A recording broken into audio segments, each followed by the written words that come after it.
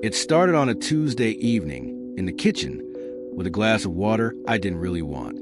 The light above the sink was too bright. It made everything look sharper than it needed to be. The edges of the counter, the faint scratches on the faucet, the thin line of water running down the inside of the glass. I remember holding the glass longer than necessary, watching the surface of the water tremble slightly, because my hand wasn't as steady as I thought it was. She was still talking in the other room. Not loudly, not angrily, just talking, explaining something about her day, about a comment someone made at work that had stayed with her longer than she expected. I remember the exact moment I decided not to feel anything. It wasn't dramatic. It was almost invisible. A small tightening behind my ribs, a quiet shift in posture, my shoulders lowering in a deliberate way, as if I were about to meditate instead of listen. I took a slow breath through my nose. I let it out slowly too. Calm, grounded, observing. That's what I told myself. I walked back into the living room and sat down across from her. She was mid-sentence. Her eyebrows were slightly drawn together, not in accusation but in confusion. She wanted to be understood. That was clear. She wanted some kind of emotional response. Instead, I gave her stillness. I nodded slowly. I maintained soft eye contact. I kept my voice measured when I spoke. It sounds like that triggered something for you. I said gently. The words sounded right. They sounded mature, regulated. She paused for half a second longer than usual. I noticed it, but I didn't let it register as anything important. I guess, she said. The air between us shifted. Not violently, just slightly thinner. Inside my body, there was something else happening. A faint heat behind my sternum. A subtle pressure in my throat. A flicker of irritation that didn't have a full shape yet. It wasn't even about her. It was about being pulled into something messy, something emotional, something unpredictable. And I didn't want to go there, so I didn't. I stayed composed. I stayed above it. Later that night, after she had gone to bed early, I stood in the same kitchen again. The same light, the same sink, the same quiet hum of the refrigerator. The silence felt heavier now. I tried to replay the conversation. I told myself I handled it well. I didn't react. I didn't escalate. I didn't absorb her emotion. I stayed centered. That's growth, I thought. But the pressure in my chest was still there. Slightly sharper now, like something had been pressed down instead of released. I drank another glass of water I didn't need. When I lay down in bed, she was turned away from me, not dramatically, just asleep on her side. I stared at the ceiling. The fan blades moved in slow, repetitive circles. My body felt strangely alert, calm on the surface, tight underneath. I scanned myself the way I had learned to do. Where's the sensation? What is the emotion? Breathe into it. Let it pass. But it didn't pass. It just sat there, not loud enough to demand attention, not quiet enough to disappear. In the dark, I told myself that discomfort is just the ego resisting dissolution, that if I felt unsettled, it meant something inside me was being purified. That explanation comforted me. It also kept me from asking a different question. The next morning, the same feeling followed me into the shower. The water hit my shoulders, warm and steady. I closed my eyes and tried to relax my jaw. Why did it feel like something had been avoided? The thought came quickly. I dismissed it just as quickly. Nothing was avoided. I handled it consciously. I didn't react. That's the whole point. Still, the image of her pause, the half-second silence before she said, "I guess," kept returning. It was subtle, almost nothing, but it stayed. And every time I felt that small heat in my chest again, I responded the same way. Slow breath, observe, detach. It looked like peace from the outside. Inside, something was beginning to thin. I didn't know it yet, but that Tuesday evening in the kitchen would repeat itself in different forms over the next months. The same bright light, the same deliberate calm, the same slight misalignment that I kept choosing not to feel. I told myself I was evolving, but something in me had started holding its breath, and I refused to notice. The belief didn't appear all at once. It formed slowly, like condensation gathering on glass. Years earlier, I had been the opposite of calm, quick to react, defensive, overwhelmed by other people's emotions. If someone raised their voice, I felt it in my stomach. If someone criticized me, it echoed for days. When I first discovered practices that promise emotional regulation, it felt like finding oxygen after years of suffocation. I learned to pause before responding. I learned to label my feelings internally instead of acting them out. I learned that being triggered was a sign of unconscious attachment. And each time I successfully didn't react, I felt stronger. There was a particular afternoon I remember clearly. A co-worker criticized a project I had worked on for weeks. Normally, I would have felt attacked. That day, I felt the familiar surge rising, heat in the neck, tight jaw, but I didn't let it take over. I breathed. I nodded. Thank you for the feedback, I said evenly. Inside, there was still movement, but I didn't show it. After the meeting, I went to the bathroom and looked at myself in the mirror. I felt proud, mature, in control. This is growth, I thought. That moment became a reference point, proof that I was changing. Friends began commenting on how composed I seemed. You're so grounded lately, one of them said over coffee. Nothing really rattles you anymore. I smiled, pretending humility, but I stored the compliment carefully. Grounded, unshakable, awake. In conversations about relationships, I became the one who emphasized personal responsibility. If someone described being hurt by their partner, I would gently suggest they look at their own triggers. It's not about what they did, I would say softly. It's about what it activated in you. The words felt wise, clean, elevated. I started to identify with that version of myself, the one who didn't get pulled into drama, who saw through emotional chaos, who remained centered when others lost their balance.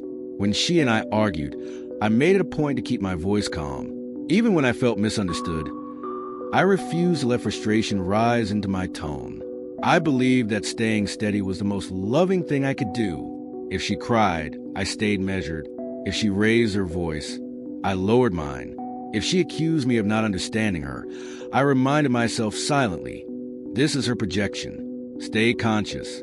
The belief stabilized through repetition. Every time I avoided reacting, I reinforced the idea that emotional neutrality equaled growth. Every time someone praised my composure, the belief deepened. Every time I felt a surge of anger and successfully pressed it down, I told myself I had transcended something. There were phrases I repeated internally like quiet mantras. Don't identify with the emotion. Witness it. Let it dissolve. Be the observer. Over time, these phrases became automatic. They activated before I even fully felt what was happening inside me. I began to distrust strong emotion in myself. If sadness lingered too long, I interpreted it as attachment.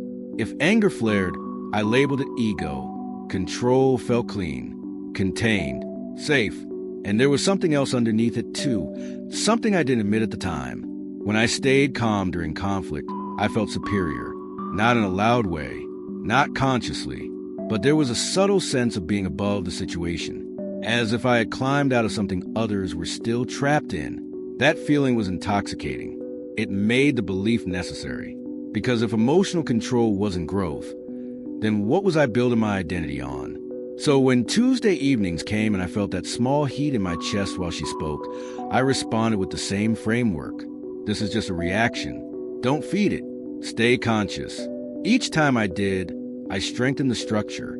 Each time she paused a little longer before responding to my calmness, I told myself she would understand eventually.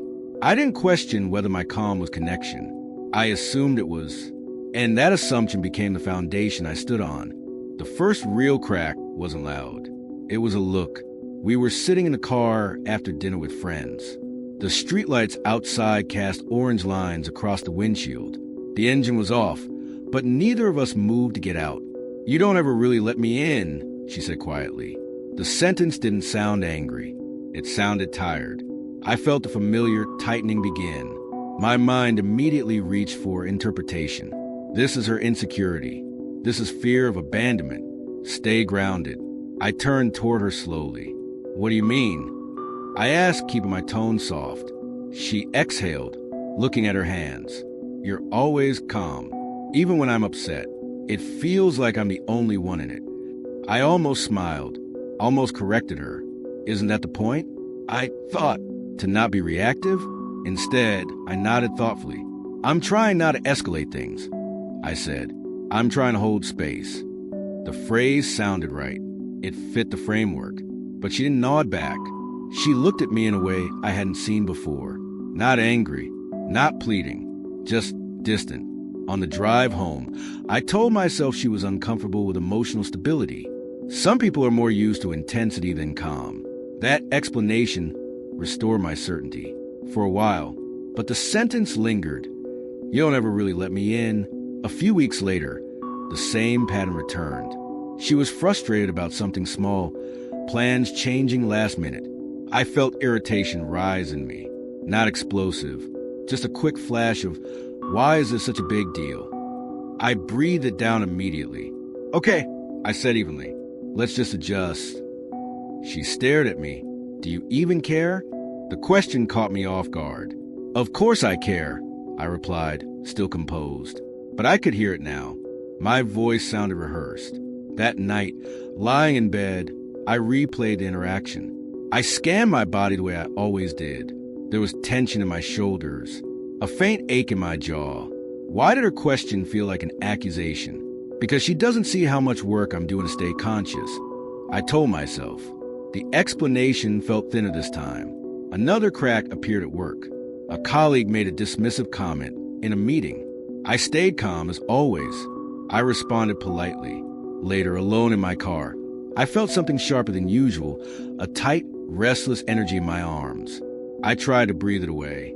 It didn't dissolve. Instead, it moved upward into my throat. I realized I wanted to shout. Not at him specifically. Just shout. The urge startled me. Where did that come from? I sat there gripping the steering wheel, breathing slowly, refusing to act. You're just tired, I told myself. This isn't real. But it felt real. At home, the distance between us had grown in ways I couldn't easily explain. Conversations felt careful, measured, as if she were speaking to someone fragile instead of someone present. One evening, she said, "Sometimes I miss when you used to react." I laughed lightly. "You used to complain about that." "I know," she said, "but at least I felt you." The sentence hit somewhere I couldn't immediately locate. Felt you? Was my calmness unreadable? Unreachable? The discomfort returned that night in the kitchen. Same light, same hum of the refrigerator. I stood there again, holding a glass of water, aware of the pressure behind my ribs. This time, I didn't immediately label it. I just stood there. The silence felt different now. Not peaceful, not chaotic, uncertain. I wanted to return to the certainty of my belief, to remind myself that emotional control was maturity. But something inside me hesitated. What if I wasn't transcending my reactions? What if I was disappearing inside them? The thought frightened me. I pushed it away. The next day, I doubled down. More meditation, more breathing, more observing. If something feels unstable, strengthen the practice. That had always worked before. But this time, the practices didn't restore the same clarity. They felt like I was pressing down on something that kept trying to rise. The cracks weren't dramatic. They were subtle shifts in tone, pauses in conversation, a growing sense that my calm was being experienced as absence. And I didn't know how to fix that without abandoning the identity I had built. The collapse didn't arrive with a breakdown. It arrived with quiet. One Sunday morning, we were sitting at the table with coffee. No argument, no tension, just the sound of spoons against ceramic and distant traffic outside. She was telling me about something small, an article she read. I noticed my mind drifting, not because I didn't care, but because I was monitoring myself. Am I engaged enough? Am I reacting appropriately? Am I staying centered? The monitoring felt exhausting. Mid-sentence, she stopped and looked at me. "Where did you just go?" "I'm here," I said automatically, but I wasn't sure that was true. Later that afternoon, I walked alone to the neighborhood. The air was cool. Leaves scraped lightly across the pavement. I felt oddly hollow. Not sad, not angry, just unoccupied. I realized that in trying to avoid being consumed by emotion, I had also thinned out the parts of me that felt vividly alive. The Tuesday evening in the kitchen returned to me, the heat behind my sternum, the deliberate lowering of my shoulders, the practice calm. I replayed it with a different question. What would have happened if I had let myself feel irritated, or confused, or even slightly overwhelmed?